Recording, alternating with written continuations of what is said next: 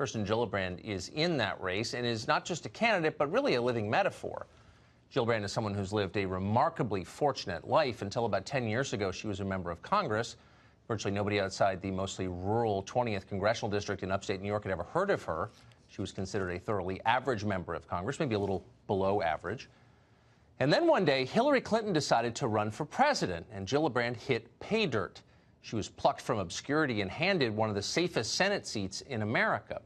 Overnight, Gillibrand became a national figure without even having to win an election. Amazing. It was the political equivalent of inheriting $1 billion. And maybe not surprisingly, Gillibrand's views changed accordingly. She soon adopted the politics of the trust fund left. Before long, there wasn't a fashionable opinion she didn't have on any topic: guns, abortion, immigration, you name it. As her friends in Aspen and Martha's Vineyard became more decadent and more contemptuous of the country around them, so did Kirsten Gillibrand.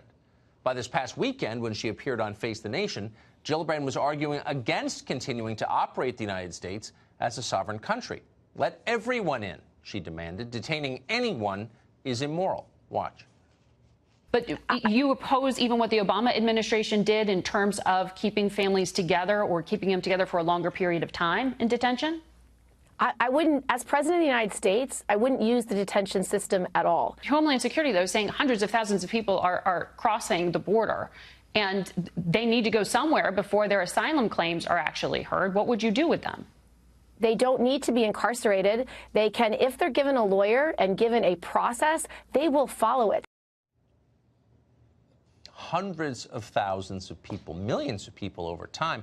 Where will all those people go? Well, they won't go to Kirsten Gillibrand's neighborhood, obviously. They're not headed to Martha's Vineyard or Aspen or Southampton, obviously. But they're going to dying industrial cities that Gillibrand believes could use more Democratic voters. What the state of New York does well is we actually take refugee families into our communities. We would be delighted to take refugee families into cities like Buffalo and Syracuse and Rochester and Albany.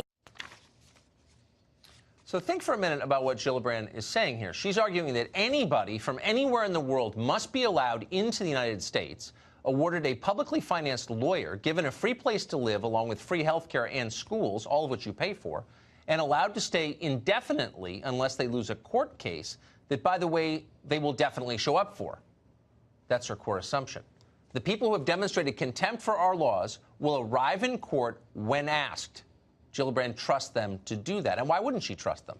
That's the base, that's the whole immigration argument that she's making, which is that unlike you, regular Americans who are lazy and stupid and not worth helping, immigrants are basically perfect. They're smarter, more industrious, more creative than you or any of your American-born neighbors were or could be. That's what they believe. The facts suggest a more complicated picture. Recently, ICE launched a pilot program to conduct DNA tests of adults and children arriving at El Paso and McAllen, Texas, the border crossings there. When they checked, they found that nearly a third of the kids were not related to the adults they were with. It was fraud on a massive scale. It also reveals something far darker. It reveals that our deliberate failure to protect our borders has made our own government party to the trafficking of children. It would be hard overall to design an immigration system that's worse for a country, our country, but Democrats don't care. To a party totally controlled by identity politics, everything is about race or gender or sexuality. Nothing else matters, including reality. Watch Congresswoman Maxine Waters explain that giving preference to immigrants who speak English is, can you guess, racist. Some of that is very racist. It is not keeping with what this country is supposed to be all about. What exactly, just so our viewers know, are you saying is racist there? Well, you know, this business about you must speak English, we're going to give you points for speaking English. And we don't want poor people. We only want those people who are earning substantial wages already. I think that some of those policies are racist. Imagine the CNN anchor asking of Maxine Waters, just to be specific, what is racist? Everything, of course. But in this specific case, she and virtually everyone else in her party is arguing that Americans have no right to want immigrants who speak English. Americans have no right to want immigrants with job skills. Nancy Pelosi explained that last week. Americans have no right to decide how many immigrants come here or how long they stay. And yet, as Kamala Harris and Joe Biden and others have just told us, Americans are required to pay for free health care for everyone who comes, along with housing and education and lots of others. Got that? You can see where all of this is heading, and fast. In France, they're nearly there. This was the scene at Charles de Gaulle, the country's biggest airport, yesterday. Hundreds of illegal immigrants from Africa took over a terminal to make political demands.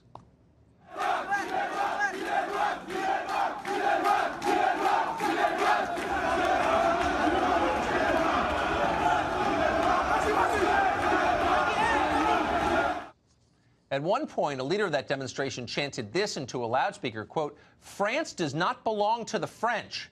Everyone has a right to be here." Kirsten Gillibrand would agree with that. America for Americans? That's racist. You don't deserve your own country. To Gillibrand and her friends on the left, America is not a nation, it's a piñata filled with 200 years of treasure. Get some quick before it's gone. That's what Gillibrand is promising the world. How long before groups of angry illegal aliens protest in this country? Where's our share of the spoils, they'll wonder? The one that Gillibrand told us about. That day is coming soon.